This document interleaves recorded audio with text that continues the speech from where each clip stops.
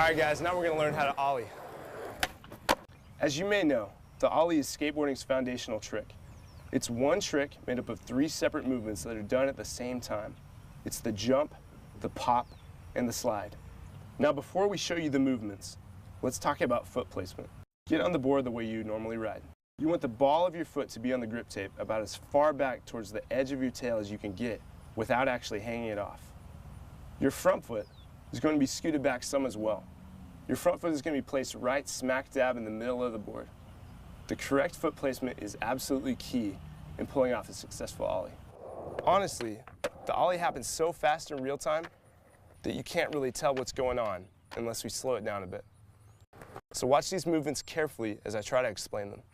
Once you have your feet placed in the ollie position, it's now time to start our movements. The first thing you're going to do is bend down as low to the ground as possible. Bend your knees and allow your rear to drop, almost as if you're sitting down in an invisible chair. Bending down low to the ground like this allows you to store up energy in your legs, almost like pressing down on a metal spring. Now that you have all of this stored up energy squatting down, thrust yourself upward by using your leg muscles to spring yourself into a jumping action. This is called the jump.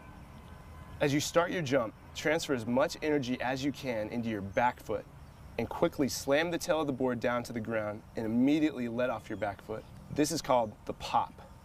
Just a split second after you start your pop with your back foot, you're going to turn your front foot sideways to where the side of your shoe is sliding up the grip tape towards the nose.